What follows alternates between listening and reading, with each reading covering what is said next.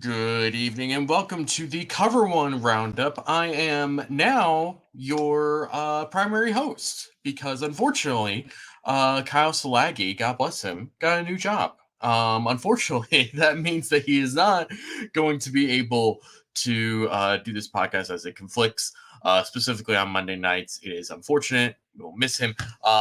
He will be able, if he's able to, come back, and I basically told him he has an open invitation to just come on whenever he wants. He doesn't even have to tell me. He can just jump into the StreamYard and just jump right in. We'll take it from there. So thank you all for joining me. You are now all stuck with me for the rest of the season. Hopefully it won't just be me that you get to listen to. I'll work to get some guests from the rest of the Cover One group. We'll get guests from outside. It's just gonna be we're gonna keep it rolling moving forward. It's gonna be a good time. Just first of all, first comment, with a great username, just the tip of canoe. Fantastic. What it do? It's the beginning of training camp, folks. We're about to enter kinda sorta football season, and I don't know about you, but I'm pretty excited because an entire off season of especially this off season where it's just been a lot of boring, stupid drama. It's not my thing. I much prefer talking about actual football, and being able to get into all the fun stuff about football and off-season drama just is not that. So I am very excited about training camp. I'm very excited about a lot of things. One of the things that I'm very excited about is, of course, doing all of our wonderful ad reads, but I'm not going to end up doing the first one. At least I will leave that to our wonderful friend Greg Thompson. Hey guys, Cover One is excited to announce our new partnership with BetUS. BetUS has a live wagering on all major games, the best betting variety in the business, and an easy deposit and withdrawal process with the fastest payouts in the industry. Our loyal Cover One fans get a choice between two exclusive offers, either a 125% sign-up bonus on your first deposit up to $2,500 or a free $50 bet with no deposit required. Just use promo code COVER1 on the links provided in the show description below. BetUS, where the game begins. Thank you, Greg, and thank you for remaining my the one who believes that he is. I totally screwed up that wording. What am I trying to say here? I'm still Greg's favorite person. That's what I'm trying to say here. I don't know if I'll be the same after that. But what I can say will be the same, if not better, is going to be our other sponsor for today's show, and that is Underdog Fantasy. Folks, with the beginning of training camp, with the beginning of football season right around the corner, that also means the beginning of fantasy football season. So, if you have your one home league and that one draft each year is not enough for you, then Underdog Fantasy is for you. It's all the fun of drafting your own players, but without the waivers and lineup decisions. Best ball drafts allow you to have all the fun of drafting your own team, all the chances to win big with none of the week-to-week hassle. If you use the promo code COVER1, that's the number one, when signing up to make your first deposit, Underdog will match that deposit up to $100. That is a free $100 in free play if you use promo code COVER1. If you get into the season, you start getting into, maybe your team isn't doing so well. Maybe you want to do something else. That's great, because Underdog Fantasy's Pick'em contests allow you to win money predicting if Josh Allen will go over his yard total, his touchdowns, his completions, or more. If you think Allen to Diggs, Allen to Kincaid is going to blow up this week, you can put them both in your Pick'em, predict up to 5 different over-unders correctly, and win 20 times your original money. Again, if you use promo code COVER1, you get $100 in free play. Sign up today and start winning today. The last thing that we will talk about is just, well, frankly, you guys, the lovely One Pass sponsors. With One Pass, especially with training camp coming up, we are going to have you covered basically wall to wall. I mean, a whole contingent of Cover One people are going to be there. From what I know, they're going to organize a meetup. I don't know exactly when and where. I believe they're going to try to do it on a Friday. I'm not 100% sure. I'm sure Eric, Greg, or Aaron, one of those guys is going to have many more details than I will, because they're actually, one of them is going to actually be there, and I will not, because I'm still in Florida. But as far as One Pass goes, it allows you to get exclusive content with all sorts of analysis, all sorts of different scheme and player breakdowns. You get a bunch of different content from a bunch of different people. I know that one of the things that Eric is going to start doing with Sal Capaccio is this just basics of football, and it's just very simple stuff, but it's taking a lot of complicated stuff and bringing it down to a level that's very understandable. I know that's not exactly falling under the Cover One Insider umbrella, but stuff like that and stuff that will go a little more in depth, stuff that's going to go a little bit beyond that is what you're going to get with One Pass. And you also get access to the Cover One Pass community. You get access to the Slack channel. You get to talk to us during game day, outside of game day. You have all these different communities that have come together, all these different topics that they talk about. It's great. It's totally worth it. Plus, you get a little swag. You get a little t-shirt. You get a little decal. It's pretty great. All for $57 a year. You're not getting a better deal when it comes to football. So sign up for One Pass today. All right. All of it is done. All of that business out of the way. And now we're getting to the real question from RJ. What we really need to know is what will happen with True or Rubbish. That is a great question. It's an important question. I don't know how else to describe it other than I have an idea. Whether or not Kyle is able to do it, we'll see. I feel like doing Truth or Rubbish just by myself is not really feasible. It's kind of, and obviously you all love doing it. We see the interaction, and so I want to keep it around. I'm gonna think of a way, the best way I can think of to do it. And anytime we have a guest, we'll do it. We'll just sort of just make that immediate right off the bat. Anytime there's a guest, I will put them through the misery of having to do Truth or Rubbish for you all's entertainment. So we're going to just jump right in. And unfortunately, we have news today before training camp even starts, which is almost never a good thing. And that is the case today because we have Nyheim Hines, most notably the primary kick returner after he was traded from the Colts to the Bills last season in the middle of the season.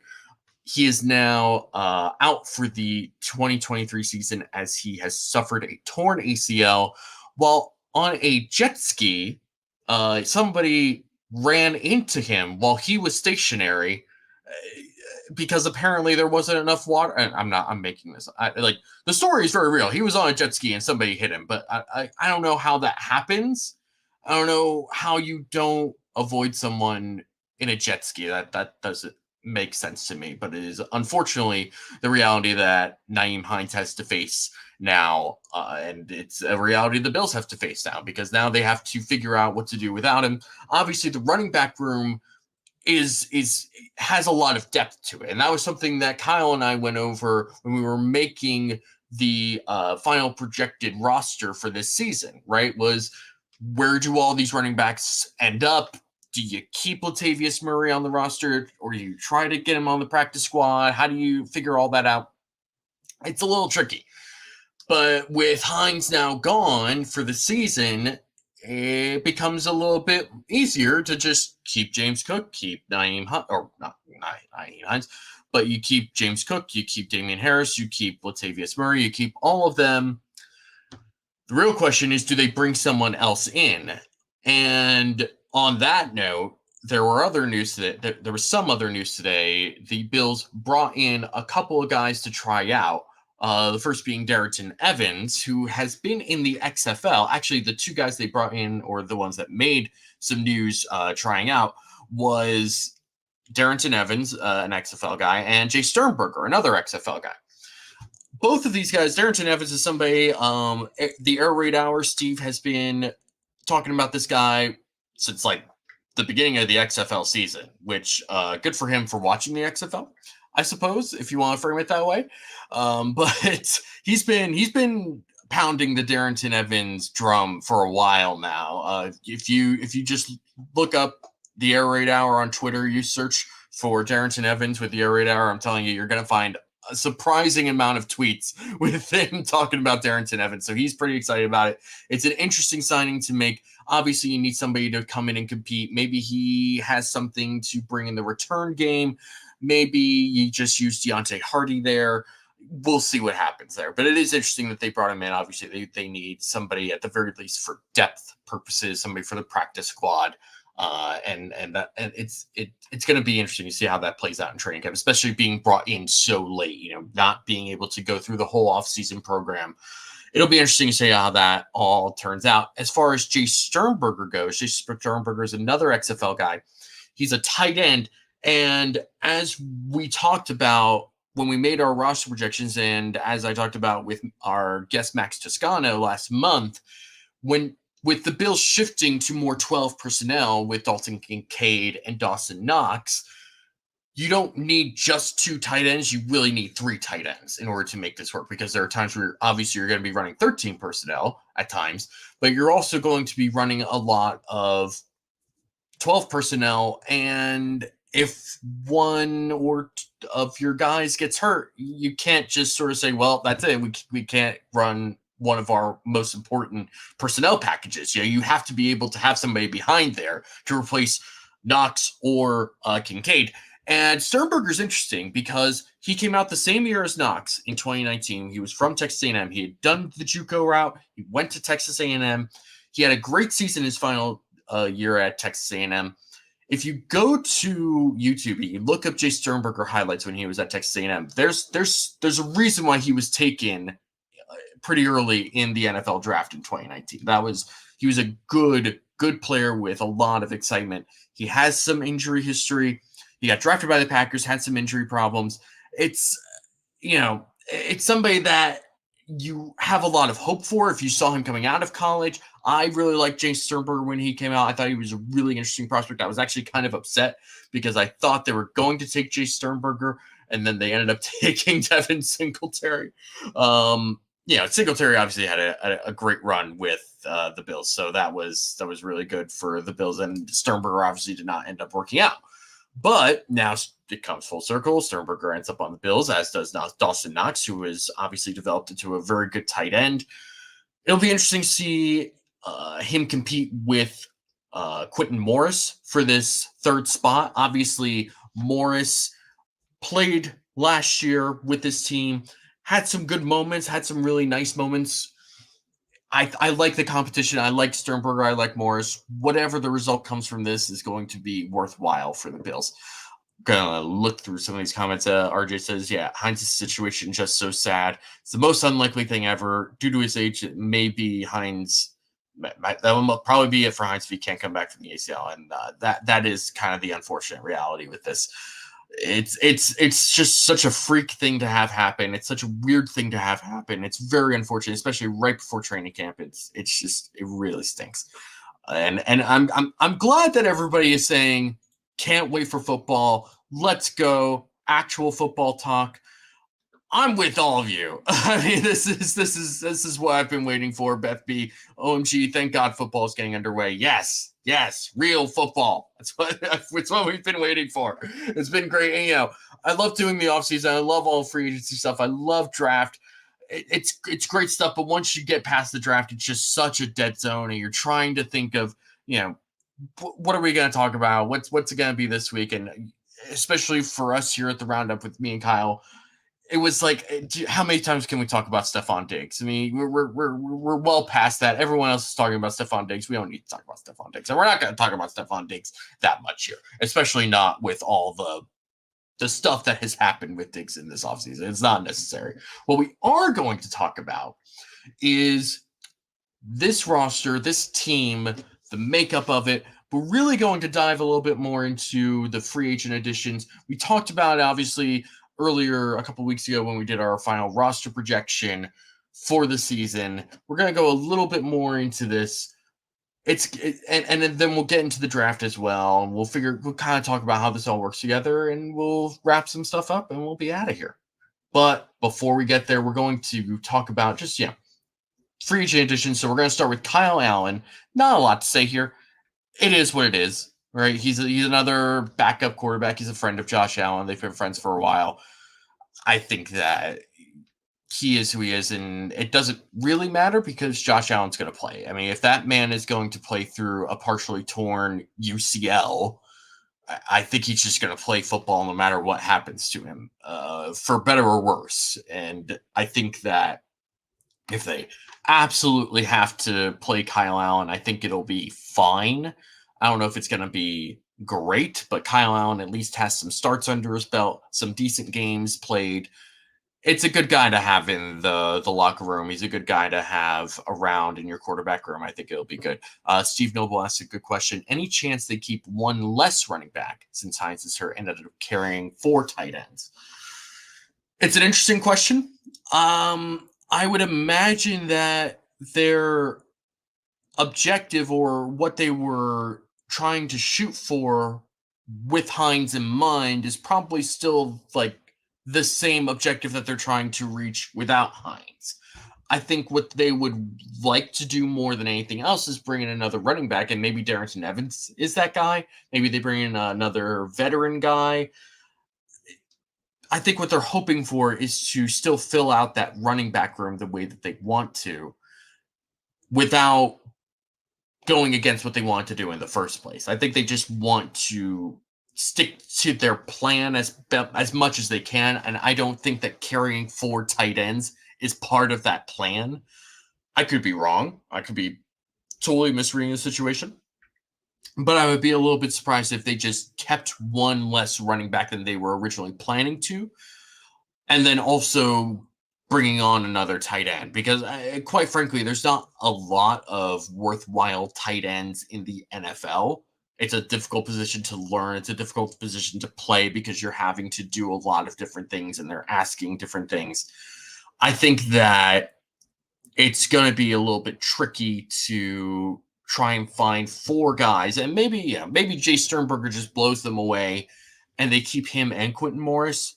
I'd be a little surprised at that, but it is what it is. There's a very interesting set of comments from someone named David. It's not me, because I don't think I would ever say this unless I've totally lost it. Too bad football is rigged and totally useless to watch. Don't try to explain philosophy. You got to be a damn fool to not see it. Sure, whatever. You can also sit in timeout if you want. Yeah, so what we are going to talk about is not philosophy, but we are going to talk about running backs. We're going to talk about running backs because one of the big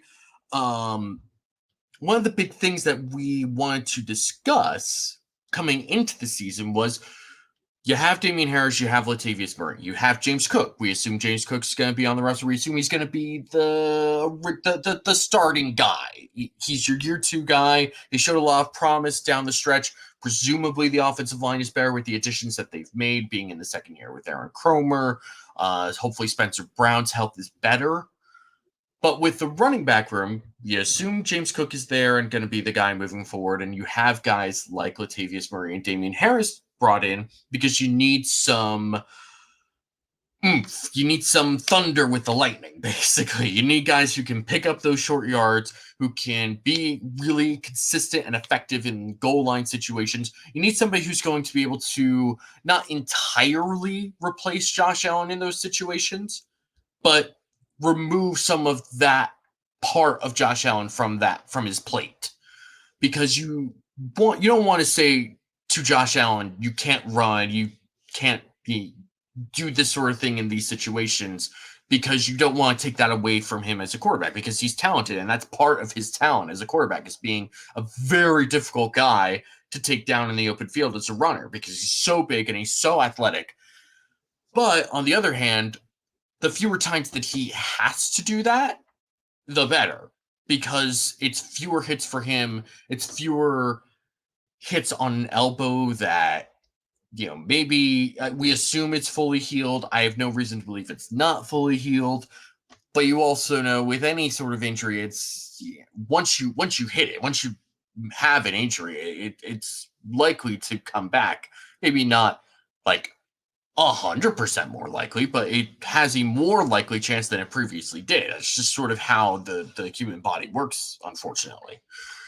But the fewer hits that Josh Allen can take, especially in short yardage, where you just want to give it to a running back anyway, but the Bills have not had that type of running back. If you think back to the Kansas City game, on the game-winning drive, they had a second and short and a third and short, and they tried getting it out to Singletary to both times, just couldn't quite get it there.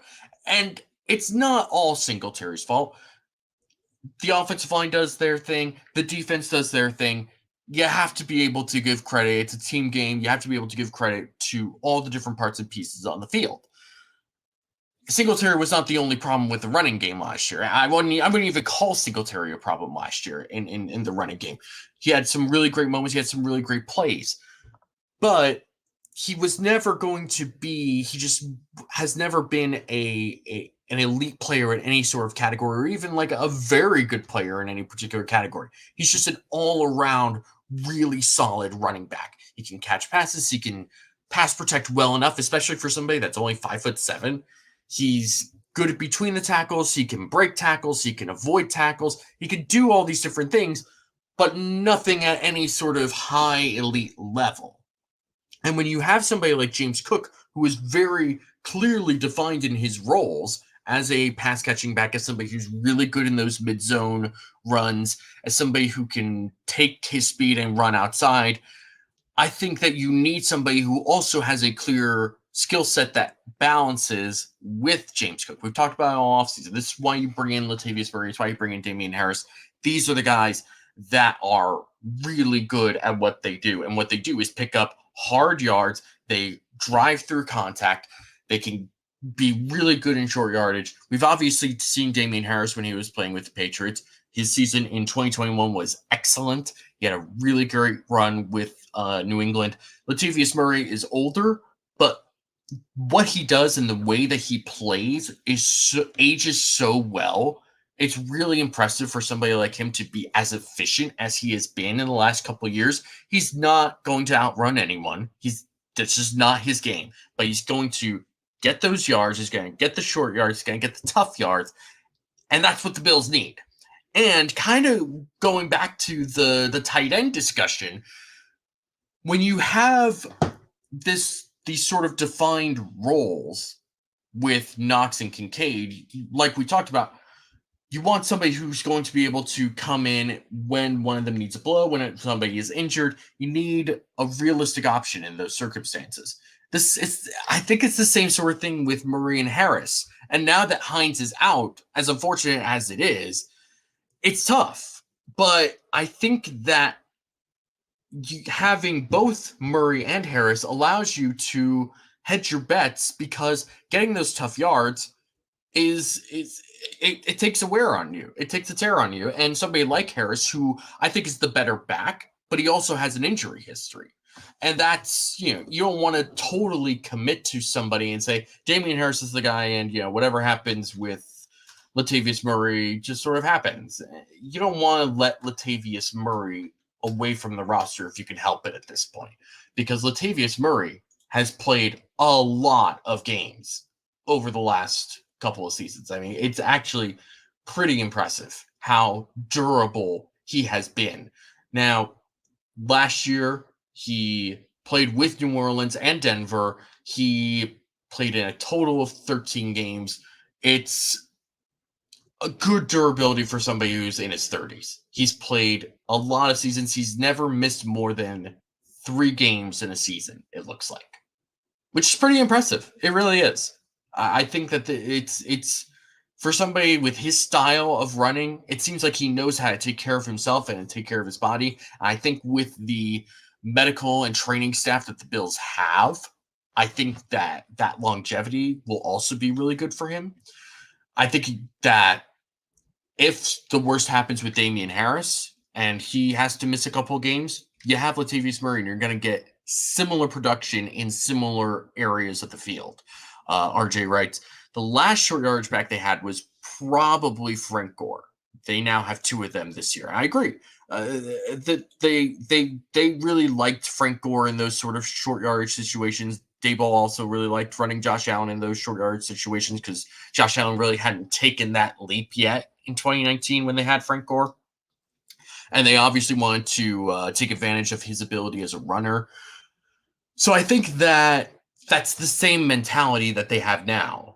Just that they want to take advantage of Josh Allen's athleticism in fewer circumstances and use guys like Murray and Harris to relieve the tension and relieves the burden from Allen in those areas, and just let him be a little bit more of a quarterback rather than just being the hero guy. And I think that that's an important step to take this year.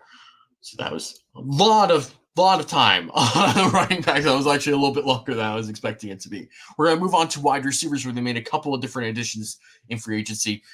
We have Deontay Hardy and Trent Sherfield, both of whom now have some interesting roles to play, because Deontay Hardy has a lot of experience as a return guy, and Nyheim Hines' role coming into the season, at the very least, seemed to be as the primary return guy. Well, now that he's out, you have Deontay Hardy, who's been really good as a return guy, but I think he's probably more or less like an Isaiah McKenzie. And we actually discussed in the Cover One group chat about Isaiah McKenzie's career as a returner, where early on he had a lot of fumbles, and in the last couple years that really wasn't the case, even though it may have probably seemed like it was the case for some of us.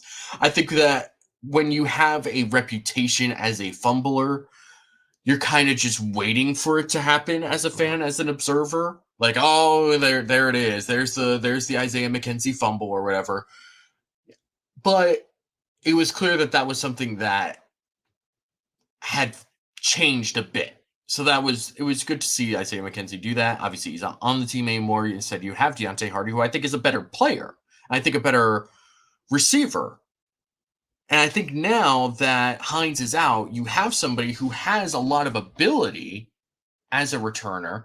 Do you want to use him as your primary return guy? Maybe, maybe not.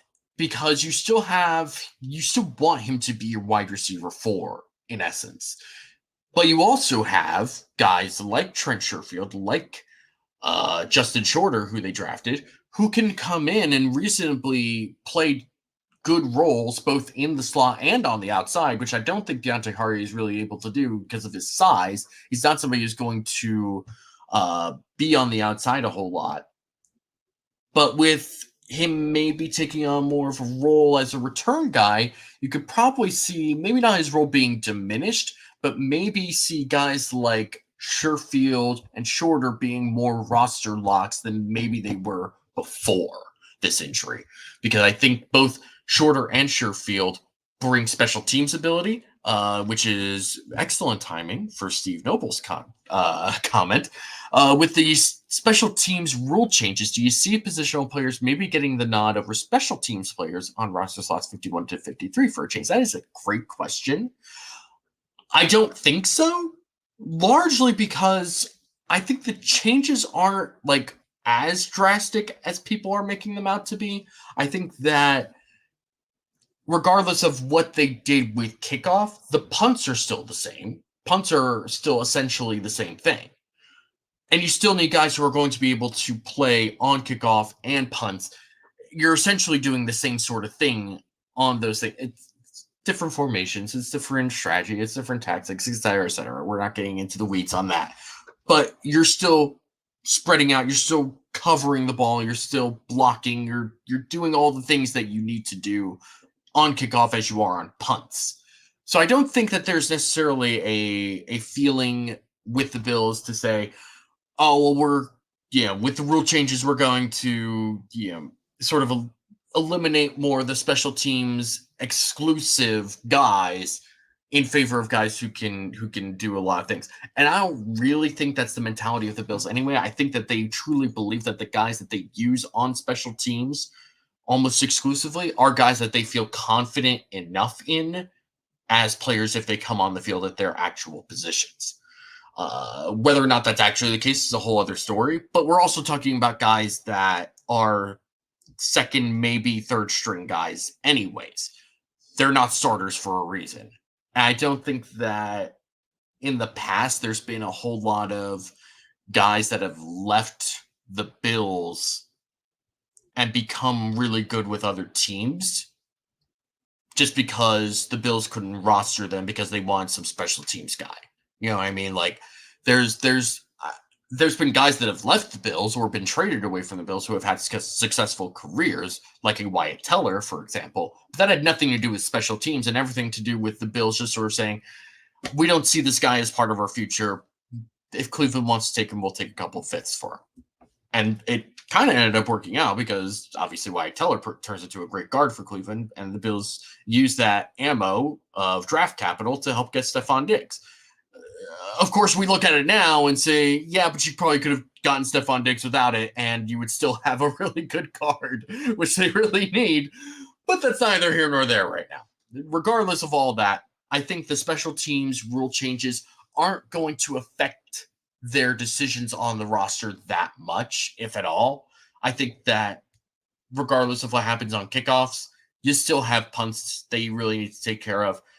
And I think that they view punts and punt coverage as really important, especially for a team that doesn't punt a lot. You need to be able to cover those punts when you do it. You have to be able to give your defense really good field position. You have to be able to keep good return guys from getting too many yards. It's an important aspect of things, and it's still important for the Bills. And I don't see them making a lot of changes to how they build this roster based on that. As far as Deontay Hardy and Trent Sherfield goes, yeah, I'm really excited about Hardy. I think he could bring something really different to this offense that's been missing, that they were kind of trying to get out of somebody like Isaiah McKenzie in years past. He's going to bring a lot of juice. He's going to bring a lot of speed. He's going to bring a lot of agility.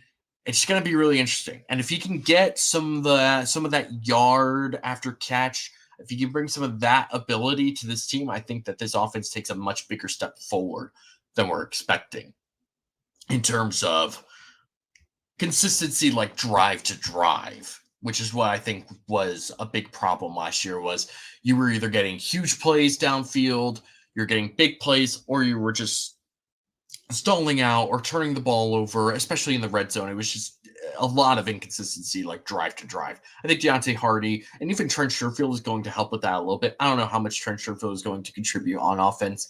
He'll end up being probably like wide receiver 5, maybe wide receiver 6, depending on how he performs in the preseason. But I think that Trent Sherfield, when he has had to play on offense, brings some good ability. And I think that that's something that the Bills value a lot as well. So I'm very excited about both of these additions. I'm also really excited about some of the additions they made on the offensive line, which we're going to talk about. Connor McGovern in particular, I think that having him here is going to really help solidify things, because when you look at this offensive line, you have Deion Dawkins. He's been a good player. He's a captain for a reason. He's got a lot of good stuff that he's done with the Bills. You have Ryan Bates, who's a jack of all trades. He can play a whole bunch of different positions on the offensive line. You have Mitch Morse, who's a super athletic center, super smart, not the most physically imposing of offensive linemen. But what they ask him to do in this offense in particular, he fits perfectly with it. He does so many things right. He does so many things super well. He's a great locker room guy. Just a really valuable center for the Bills to have. And then you have Connor McGovern now, who is not necessarily an over-the-top, spectacular, amazing player, but he doesn't have to be. When you're talking about guard, you don't need to be some amazing, incredible, all-pro caliber type of player. But if you're a solid, worthwhile guard who can set a pocket well, especially in this offense that throws a lot, if you can set a pocket well, if you can climb to the second level on these mid-zone runs for James Cook, I think that what we get from Connor McGovern is going to feel so much better than what was given to us by Roger Saffold. Because Saffold was clearly over the hill, just a liability from day one. And I think that McGovern is not going to be a liability. Is he going to blow people away? Is he going to have some sort of Pro Bowl season? Probably not. I don't think that's really his game. But it's also not what he's being paid to do. He was given a very solid contract to be a very solid guard. That's fine. That's perfectly fine. What the Bills need is solid, because there's a lot of things that Josh Allen does as a quarterback that allows you to get away with solid. He can maneuver in the pocket. He can create out of the pocket. His arm strength and his athleticism just allows him to do so many different things and allows the offensive line to get away with a lot of things. So you don't need amazing Pro Bowl-esque guys. You need guys that are good enough to work within the offense to be consistent. And I think Connor McGovern's going to bring that to this team. The big question is obviously with Spencer Brown and the fact that they only brought back David Questenberry and brought in Brandon Shell from the Dolphins kind of tells me that they have a lot of faith in Spencer Brown. I'd like to know why, because, I mean, he showed some flashes as a rookie, but that was kind of all it was. It was just flashes. He wasn't necessarily good as a rookie. You just saw a lot of athletic ability from this very tall, long guy who could do certain things really well. I mean, Eric has actually been posting some videos recently of Spencer Brown in particular situations that when you watch the film, it's very clear he's good on these pin pull runs where you get him out in front, you have him pulling in front of some of these running backs. If you have him in space, he can really knock out some of these DBs. I think that there's some really great things that Spencer Brown can do already, but whether it's a lack of ability, whether it's the injury that he had last year where they weren't even sure if he was going to play in week 1 until like a couple hours before, I think that it's really tricky to just sit here and say, yes, we feel, or I feel rather as a fan, like, yes, he is totally fine. He'll take that step. He'll make that leap. That being said, if you go back into, I believe last week, the Cover One flagship show with Greg and Aaron, they had Brandon Thorne on. He is, first of all, Brandon Thorne. If you're on Twitter and you're not following Brandon Thorne on Twitter, rectify that error right now. Go to Brandon Thorne, find him on Twitter. He is the guy to talk about offensive line. That dude is so knowledgeable. He works with a ton of different offensive line guys. He helps run this big offensive line. I don't know if I wouldn't call it a clinic or a get together or a summit.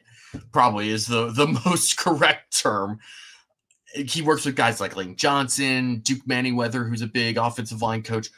I think that following him is going to expand your knowledge about football at a position that doesn't get a lot of attention tenfold. I mean, you will learn a lot about football if you watch Brandon, if you follow Brandon Thorne on Twitter. And he also has a Substack, which is another great subscription to get if you're interested. Anyway, he on the show last week, on Wednesday's show last week, he talked about how he was really excited about seeing Spencer Brown because he thinks that he could take a legitimate leap forward. And when someone like Brandon Thorne says that, I pay attention to that. And I believe that he believes that. I'm not totally bought into that, but I do think that it's possible. I feel a little more confident with him saying that. I think it's really interesting that he believes in him. I think it's also good that Spencer Brown has taken time in the offseason to go back and work with Joe Staley, who was a Pro Bowl left tackle for the 49ers. He worked with Joe Staley, I believe, when he was coming out in the draft, I think in his first year. But I think in his second year, he spent so much time trying to recover from his back surgery that he probably just didn't have time to do that. I think this year, healthy offseason, back probably feels better, way better than it did last year. Second year with Aaron Kromer and really getting a full offseason with Aaron Kromer, I think it's possible. But I'm just surprised that the Bills feel as confident as they do with Spencer Brown. That they just sort of said, we'll bring back Questenberry for depth and we'll kind of have Brandon Shell compete with them for that spot. Let's hope that this all works out. But again, Spencer Brown doesn't need to be some elite player. What he needs to be is just okay. He just can't be that turnstile that he was last year. You can't have constant pressure coming from the edge and the outside and run your offense the way that you want to run it without having all that pressure coming from the edge and then also from Saffold's position coming right in your face. It's a difficult thing to have to deal with. It's surprising that Josh Allen was able to do what he did last year, especially with a busted up elbow. But I do think that it would be difficult to be worse than what he was last year. So I think that there will be a certain step forward. But what is the length of that step, I guess? Where is Spencer Brown's ceiling? Because he's a tall guy and he's a long guy, but he's not a big guy. He's pretty lean for an offensive lineman. But there's a lot of ability with him, and there's a reason to be excited for Spencer Brown. There's also a lot of reasons not to be excited for Spencer Brown and to be concerned about the right tackle position and what they decided to do with it.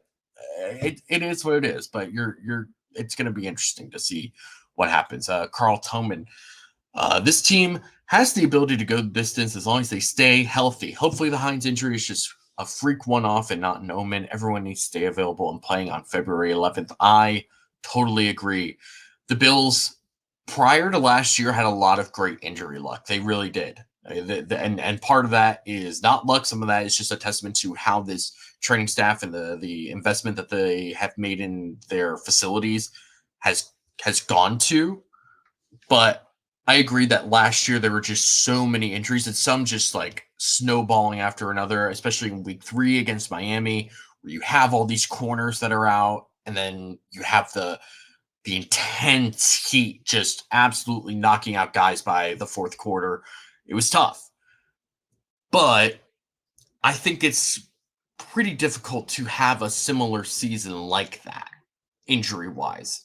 And, knock on wood or whatever material my desk is made out of. But I do think that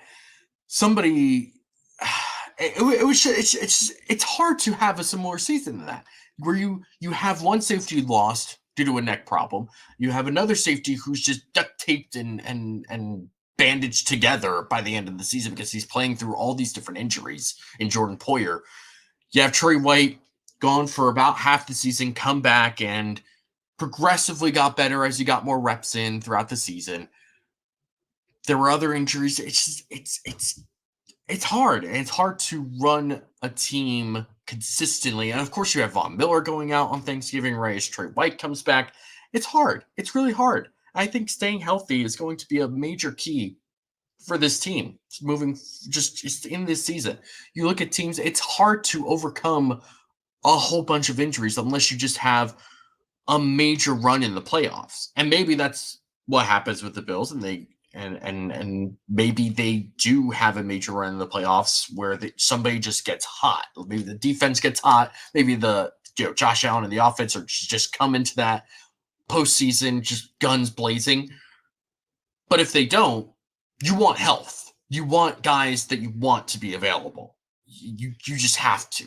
You need guys to be available. The best ability you can have is availability, right? That old trope.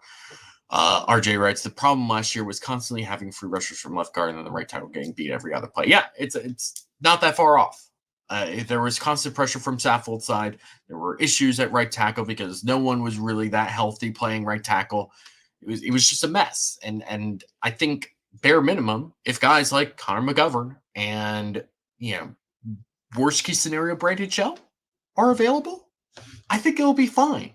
One quick note about the offensive line. There was somebody else that they added, David Edwards. I'm interested in David Edwards. I think he's been a solid player for the Rams. He's in one of these Aaron Kromer guys when he was with the Rams. I think it's going to be interesting how he fits on this team. I would like to see him as depth. It wouldn't totally surprise me if another team has an injury and they need some guard depth for a system like what Aaron Kromer runs. I could see David Edwards being used as trade bait. It'll be interesting to see how he fits on this team. But I like David Edwards as depth. I think that's a really solid signing. I think he's somebody that can help guys like, an Osiris Torrance to kind of come along and work with Torrance. And we'll talk about Torrance. We'll get to the guys that they drafted a little bit later. But I think that Edwards can just really help guys along the way.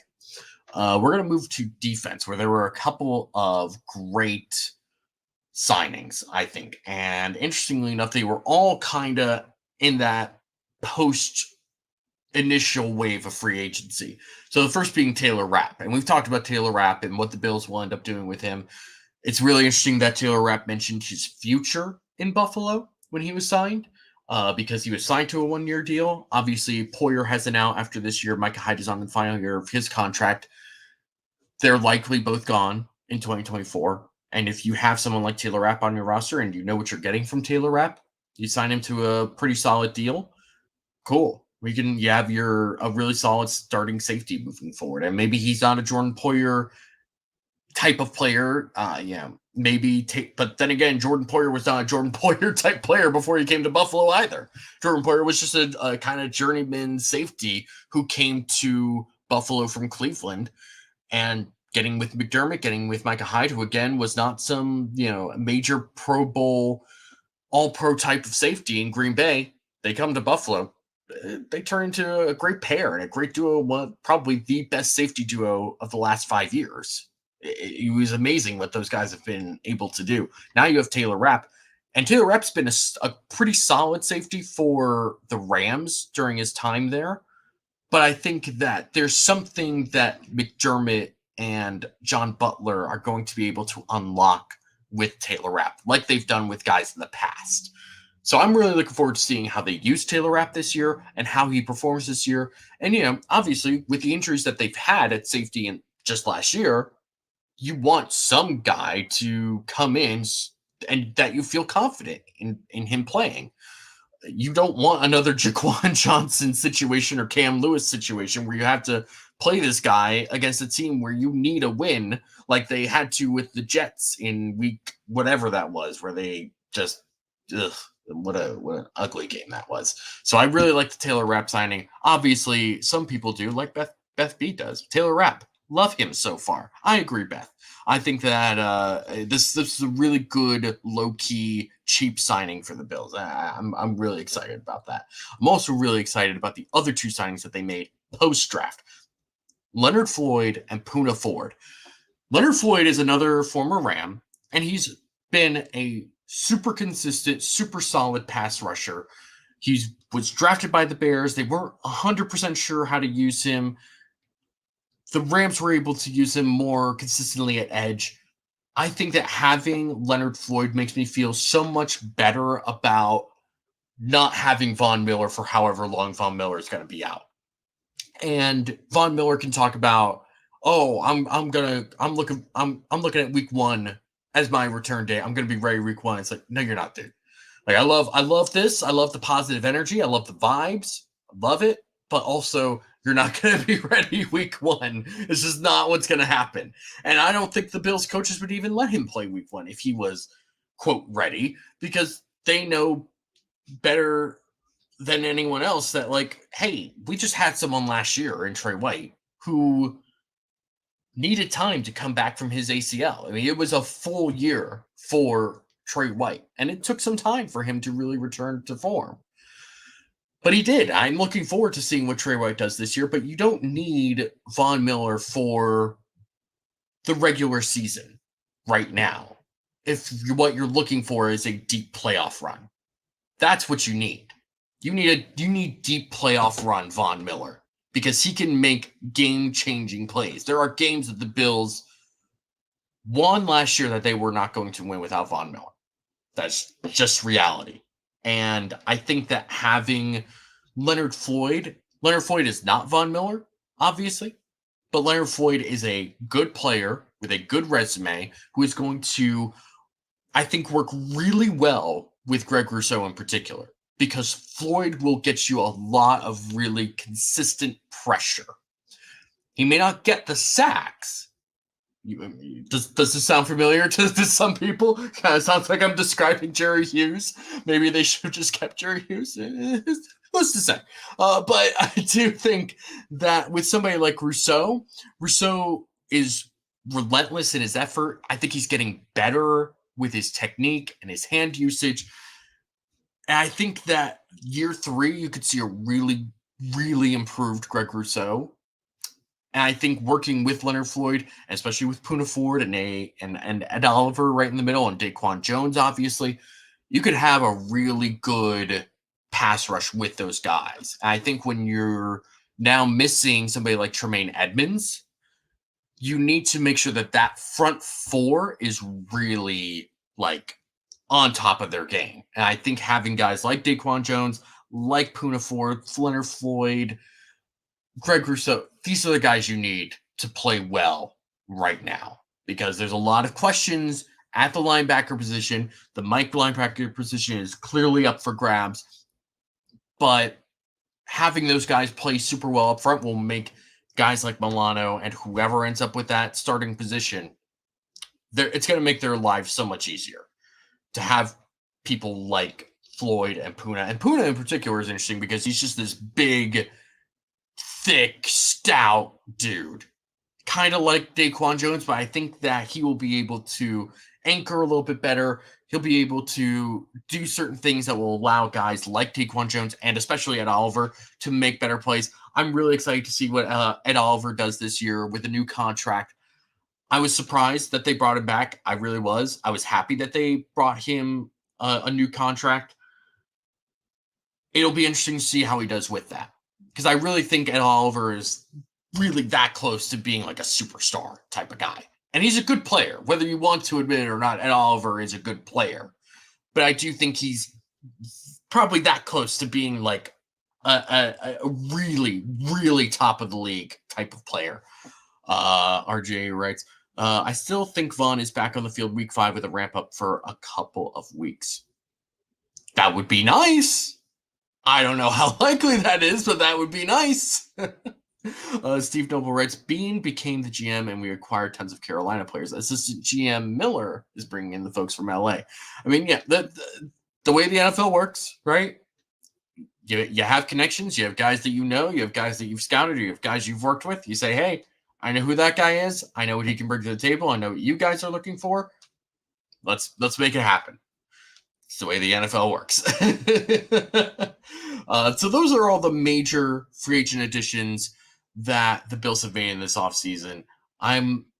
It's not a flashy offseason in terms of free agency. We know that they just didn't have the money to play around and get another Von Miller type of signing, right?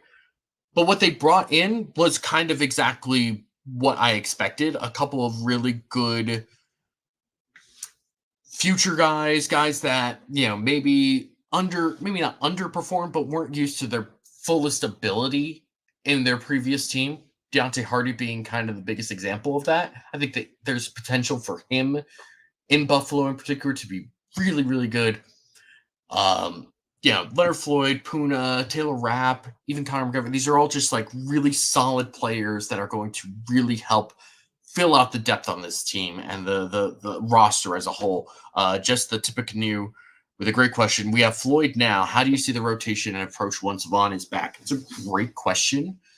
I would imagine that in terms of depth, you would have Floyd behind Vaughn and probably Shaq Lawson behind Rousseau in terms of rotating, which I think because those guys will sort of offer the same sort of skill set, the same sort of abilities, just at lower levels, right? Like Shaq Lawson is a sort of poor man's Greg Rousseau at this point, where he's still a really solid run defender and will give you some ability with his athleticism as a pass rusher, but he's not going to be some like 9-10 sack guy, where I think Greg Rousseau has potential for that. And with Leonard Floyd, he has a relatively similar skill set as Leonard Floyd or as Von Miller. I'm not saying he is Von Miller, obviously, but Leonard Floyd will bring that same sort of explosiveness, that same sort of agility, just not at an elite level of a Von Miller. So I think it'll be interesting to see how that all happens. And since Tippecanoe also brings up third and long situation would be fun for the pass rush, yeah. And I'm interested to see if they bring in any particular packages. Let's say if Von Miller comes back during the regular season, or maybe this is something they put in for the postseason. Maybe you have a package with like Ed Oliver, Leonard Floyd, Von Miller, and Greg Rousseau all out on third and longs, or even like second and medium, like in clear passing situations, and you just let them tee off. I think that would be really interesting. Whether or not they do it is a whole other story. Whether or not they want to do it is a whole other story. Yeah, so that's all the additions in free agency. We'll kind of briefly talk about the draft picks because they've been talked about a lot. We've talked about all of this a lot. We're kind of just doing one last little preview before we get to training camp and real football starts. But with the draft, obviously the big one being Dalton Kincaid, because it represents a clear shift in the approach for offensive identity. They clearly wanted to do 12 personnel. They clearly wanted to do 12 personnel last year, which is why they brought in OJ Howard, but OJ Howard just was not the guy that they wanted him to be. Now you have Dalton Kincaid. You can do a lot of things. You can have him be your slot guy. You can have Knox be your inline guy. I think that this is somebody that they could have really used last year. Just getting targets over the middle, getting some athletic ability over the middle, and even getting a lot of red zone targets. I mean, red zone was such a big problem last year by the middle of the season. It was a big problem because the offense became way too predictable in the red zone. They knew what was happening in the red zone. They were able to set their defenses in a way that would create problems in the red zone. And then Allen would try and force things in the red zone. It just became such a mess, a problem that has not existed for Josh Allen and the Bills really since like 2018 when they just had nothing on offense. 2019, they were good in the red zone. 2020, 2021, even 2022, they were phenomenal in the red zone. But 2022 was the problem. God, I know when dates are. 2022 for sure with Dorsey, they had some problems with the red zone. And I think Dalton Kincaid will really help in the red zone as much as, you know, Latavius Murray and Damian Harris are going to help in the red zone because they're going to be able to do stuff on the goal line and in short yardage situations in the red zone. And I think Dalton Kincaid is going to allow them to do stuff in the red zone. You just create great mismatches with Kincaid, and that's what they really need to do with him.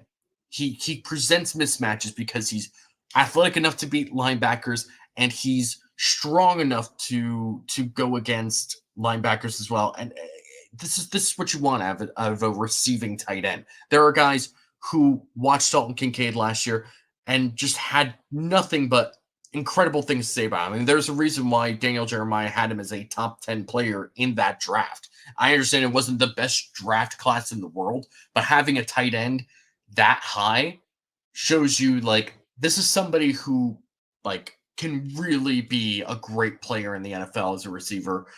And not only that, but be a good contributor right away. Now, there's reason to tamper expectations a little bit, largely because there's a ton of guys on this team that are going to get the ball, whether that's James Cook, whether that's Damian Harris, whether that's Stephon Diggs, Gabe Davis, Dawson Knox, Deontay Hardy now. Like, there's a lot of guys on this offense that you need to get the ball to. So I don't know what the expectation is with Dalton Kincaid, but I would be surprised if he was just an outright disappointment in year one. So I'm really looking forward to Dalton Kincaid. O'Cyrus Torrence is super interesting because I don't think he's necessarily a Cromer guy. Like, he doesn't necessarily fit their archetype. But I think that Torrence, I mean, we saw him down at the Senior Bowl. I thought he was the most talented player at the Senior Bowl. I think that he's got a lot of ability to him. I think that he's got power, first of all. I mean, you watch O'Cyrus Torrence play, he's got power behind him. I think that that's a really exciting thing to have in an offensive lineman, especially this offensive line, which doesn't have a lot of power.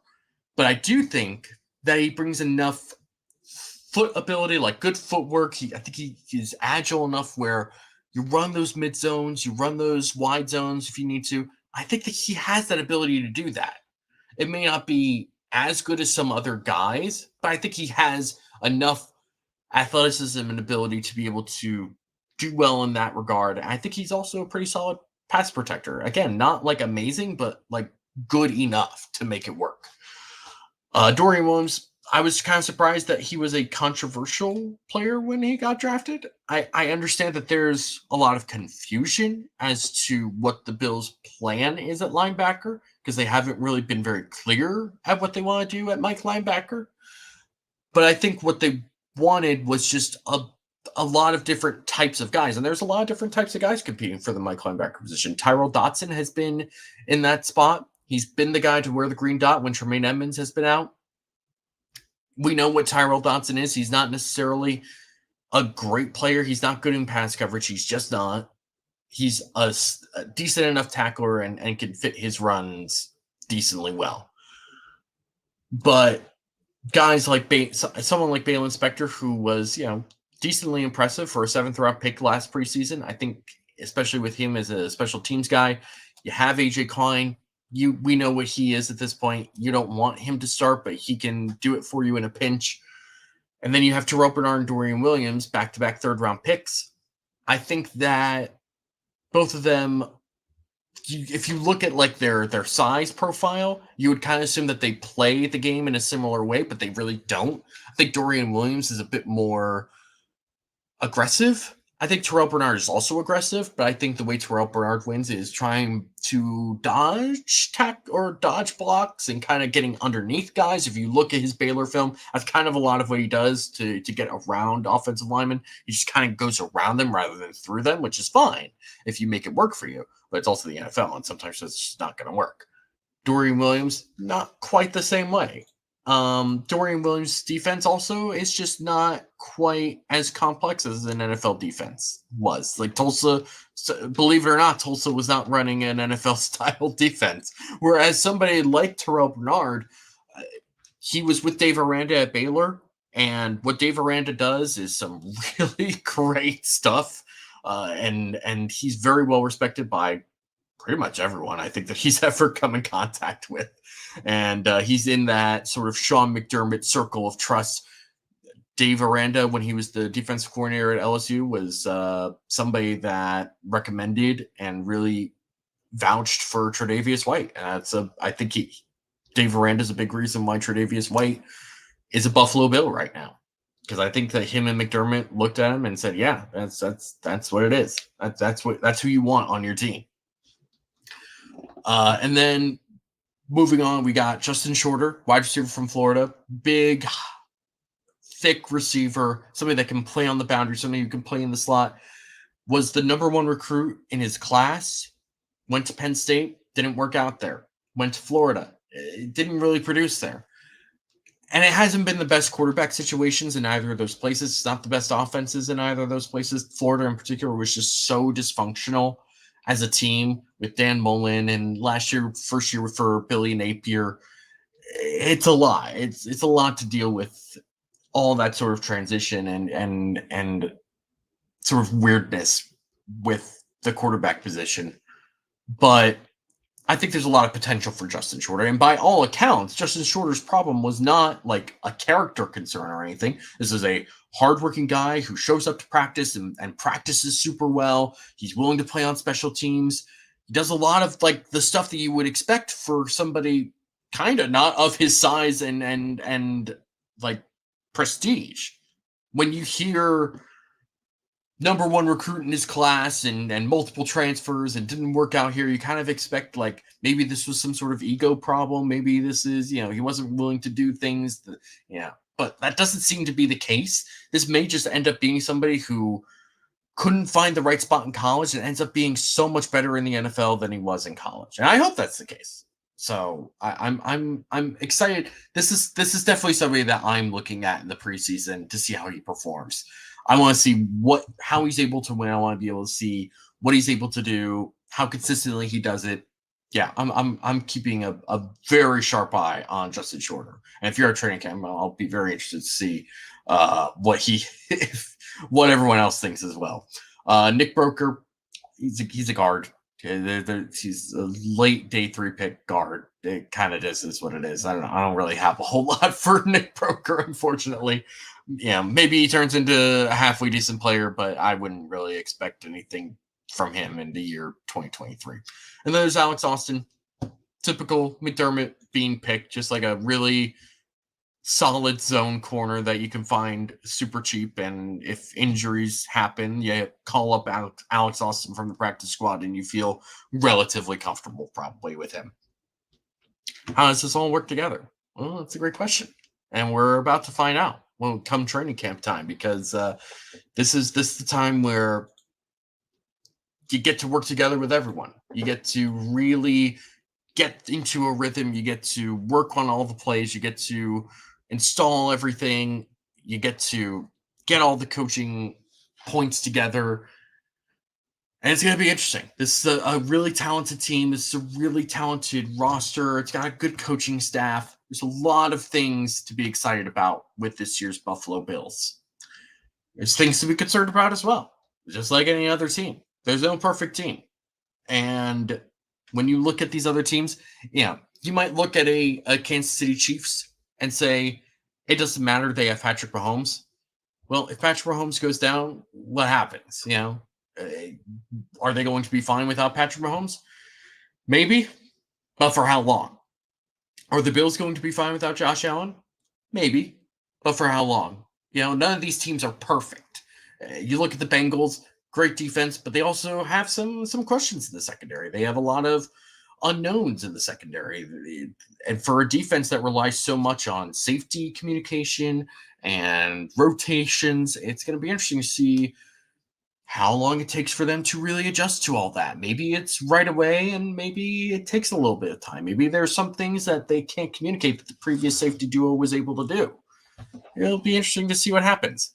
So no team is perfect. The Bills have a very good roster, a great quarterback, a great head coach, who is now their defensive coordinator, essentially. And it'll be interesting to see. That's another big training camp storyline that I'm following as well. The differences between Frazier and McDermott. They both are cut from the same cloth, essentially. There's a reason why McDermott brought Frazier in and trusted him to run the defense for the last 7 years or whatever. But there was also a reasonable case to be made that a change needed to be made. And the Bills didn't necessarily agree with that because they were ready to have Leslie Frazier be the defensive coordinator this year. But McDermott is a different type of defensive coordinator. He's a different type of defensive play caller. Ron Rivera, when he talked about it at the owners' meetings, said, when he was in Carolina, he was super aggressive, and there were times where I had to kind of pull him back and rein him in from going a little too aggressive. And I don't know if anyone has ever told Leslie Frazier to be less aggressive with his defense. I don't think that's ever been a thing for Leslie Frazier. So I'm looking forward to seeing what McDermott can do. I'm really excited to see what the differences are going to be, how he's going to call games, and how he manages the games as a head coach now as well. Will there be a little bit more deliberation to other coaches? We'll see. Cover One will also be a training camp. There are going to be a number of guys at training camp. I believe Eric's going to be there. I believe Greg is going to be there. I think Greg Vorse is also going to be there. I believe Chris Kepner is also going to be there. There's going to be some guys there. I believe Tom Stalaus from the Thursday show is also going to be there. Guys, if you see any of them, if you recognize any of them, don't be afraid to talk to them. Don't be afraid to go up to them and say you love the content, you love doing this. We love interacting with you guys. We love that you guys are out here. We're fans right along with you guys. Really, we're very happy to share in Bill's training camp experience with you guys. And like I said earlier, Cover One's also going to do a meetup at some point during training camp. I'm not 100% sure where it is. I'm not really involved with it because I am unfortunately in the swampy hell state of Florida. But there's going to be some sort of meetup. You might even see Kyle there. Berate him into quitting his new job and coming back to the show, if you want. Yeah. Just saying. Don't actually do that. I'm sure his job is much better now. But I do, there will be a bunch of different guys there. It'll be a great time. They did it last year at Uncle Jumbo's Distillery. I don't know where they're doing it this year again. Keep an eye out on, I think Greg and Eric are going to be the guys to look for. Just keep an eye out for them. Thank you all for tuning in. It's been great having you all for the first solo Roundup show. Very glad you all tuned in. I hope you continue to tune in throughout training camp, throughout the preseason, throughout the rest of the regular season. I am going to work on getting some guests, maybe some people from Cover One, some people outside of Cover One. I'll try and get guys that, leading up to a particular game are going to help us preview things. We'll see what happens, but I promise it will not just be my voice that you hear for the rest of the season, because I don't want to hear it. I'm sure you guys don't want to hear just my voice. And I'm happy to be doing this. I'm very glad to be doing this. I'm really excited for this season. I'm really excited to get training camp going. Folks, thank you all so much for joining us. It has been a blast. We will see you all next week when we are like 5 days into training camp. If not, like almost actually 6 days. Yeah, crazy. All right. You all have a wonderful night. Thanks for tuning in. Bye-bye.